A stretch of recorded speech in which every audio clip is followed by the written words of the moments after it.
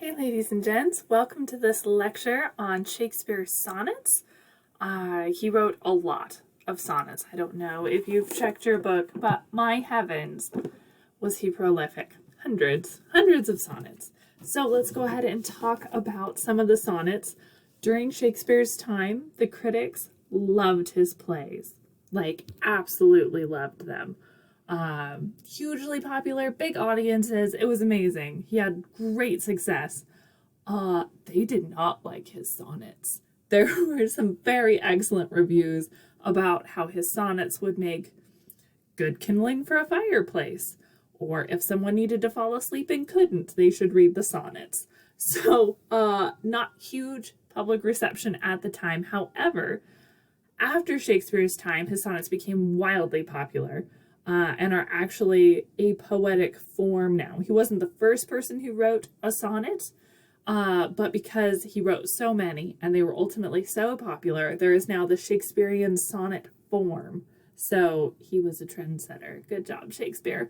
His really only competition was an Italian guy named Petrarch, and there were Petrarchan sonnets as well, and those were like the competing sonnet types. So people were nerds about sonnets. If you have competing sonnet types, it's kind of awesome. So let's learn a little bit more about the sonnets and what makes Shakespeare's unique. First of all, we should define what we're talking about, right? So what is a sonnet? And we talked about how there are a couple different kinds, Petrarchan, Shakespearean. So a Shakespearean sonnet is a variation on that Italian sonnet that Petrarch started. The form evolved in England during and around the time of the Elizabethan era, so like very late 1500s, early 1600s. These sonnets were sometimes referred to as Elizabethan sonnets or English sonnets, but because Shakespeare's form of those sonnets is so popular, most people just call them Shakespearean sonnets. And his sonnets endured for centuries. He wasn't the only one to do this style. A lot of poets did, like John Donne and John Milton. But once again, Shakespeare was the most popular, so he's the one that we study the most. The sonnet form is very specific, and so it has to do a couple things. The first thing a sonnet has to do is it has to be 14 lines long. You'll see that in your book, every single one, 14 lines long. And the 14 lines are divided into 4 subgroups. So the first of these 3 subgroups have 4 lines, and those are called quatrains. If you look at the root of the word quatrain, it's like quartet or quarter. Think the number 4 when you see that, right? It takes 4 quarters to make $1. There are 4 lines in a quatrain, if that helps. With the second and fourth lines containing rhyming words. So there's this alternating rhyme scheme that we'll look at in a minute.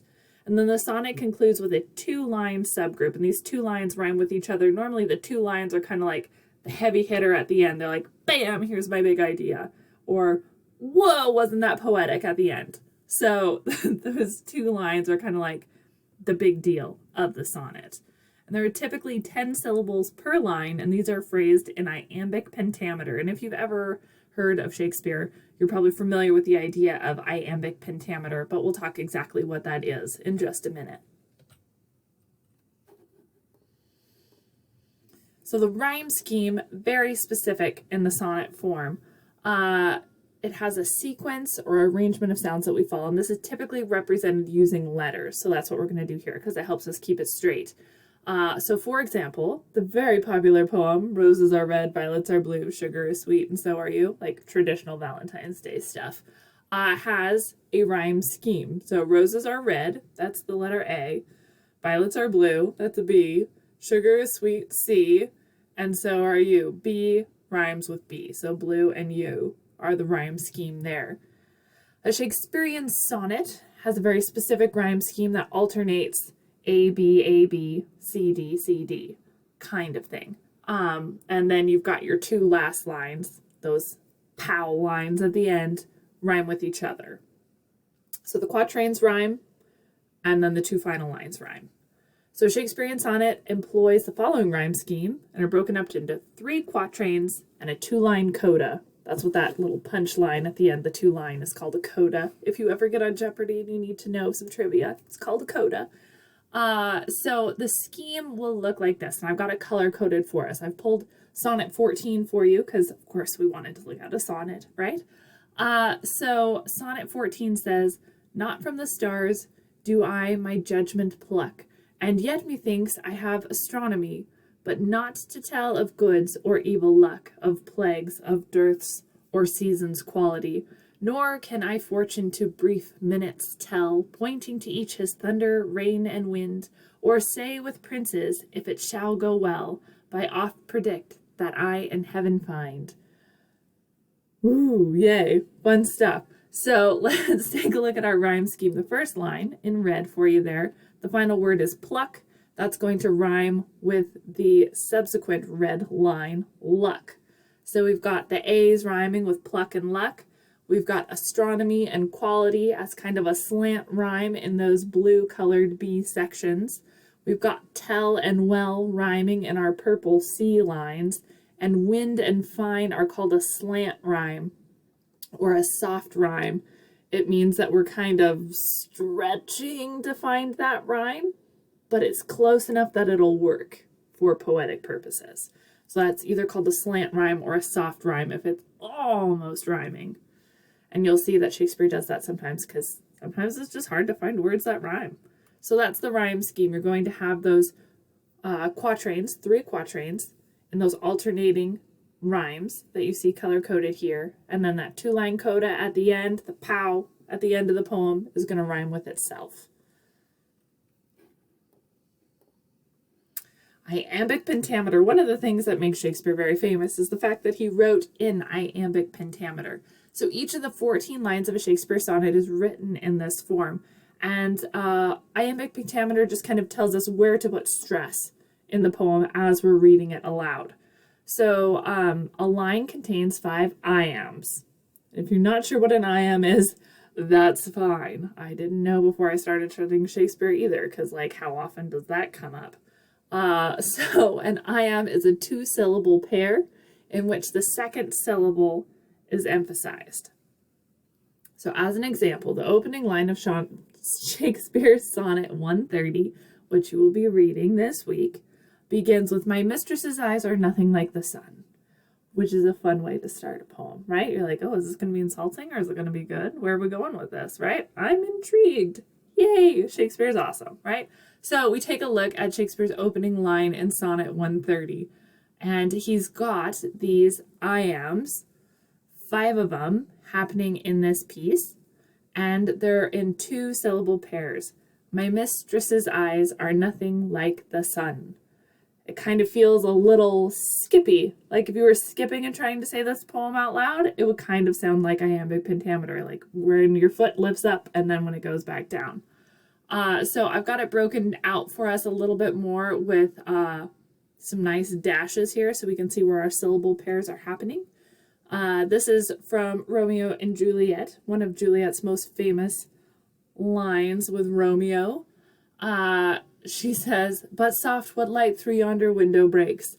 And some of his plays are actually written in iambic pentameter as well. So we can take a look at how we might break this down. So you can see the iambs. I've got those separated by dashes here. And then if we're putting the stress on the second syllable, we would say, "But soft, what light through yonder window breaks." Those second syllables get that little lift at the end. Reading Shakespeare's plays in iambic pentameter has pretty much fallen out of favor. If you see movie versions or people doing this on the stage, we're not stressing the syllables so much anymore. It was a big thing in Shakespeare's time, not something we're doing so much anymore. However, with the sonnets, because they're poetic and the way that you read a poem can add a lot of depth and meaning to it, a lot of the experts are still stressing the use of iambic pentameter within the sonnets, even though they're not stressing it within the plays. So much of Shakespeare's theatrical style is called blank verse. And so when he's writing in his plays, he's not doing this iambic pentameter all the time, because that would start sounding really weird after a while, right? So he recognized that it was really better to just do this in the sonnets. So if we want to get a little bit of practice, looking at sonnets and how we might go about analyzing such a thing. Let's start with Sonnet 18. This is one of our sonnets we're reading this week, and it's a very, very famous one. It starts with, "Shall I compare thee to a summer's day?" Very famous. If you're familiar with any sonnet, you're probably familiar with this one. So we'll read it. I've got a translation for you, and then we'll talk about some of the analysis. So Sonnet 18 in Shakespeare's words says, "Shall I compare thee to a summer's day? Thou art more lovely and more temperate. Rough winds do shake the darling buds of May, and summer's lease hath all too short a date. Sometime too hot the eye of heaven shines, and often his golden complexion dimmed, and every fair from fair sometime declines, by chance or nature's changing course untrimmed. But thy eternal summer shall not fade, nor lose possession of that fair thou owest. For nor shall death brag thou wanderest in his shade, when in eternal lines to time thou growest. So long as men can breathe, or eyes can see, so long lives this, and this gives life to thee."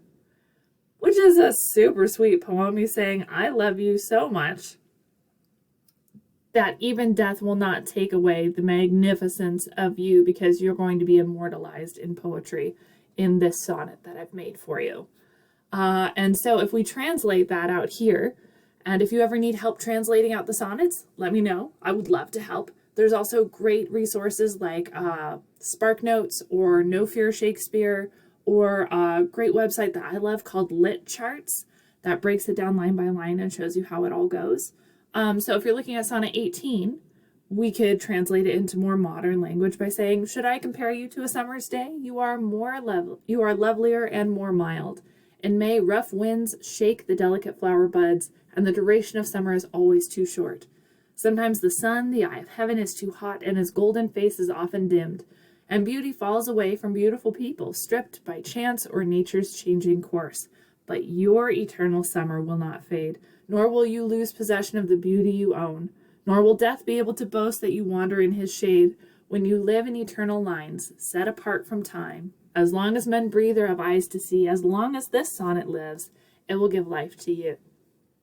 Nice translation. We can kind of figure out what Shakespeare is trying to say to his reader here. He's trying to immortalize this person he loves. And so if we look at a little bit of analysis, as we will in the next screen, we'll kind of get into that. So I know this is a lot of analysis, and I'll let you read it. I'm just going to hit the highlights here. Sonnet 18 is doing a lot of things. He's using metaphor and simile to engage the reader, to help us understand his concept of beauty and immortality.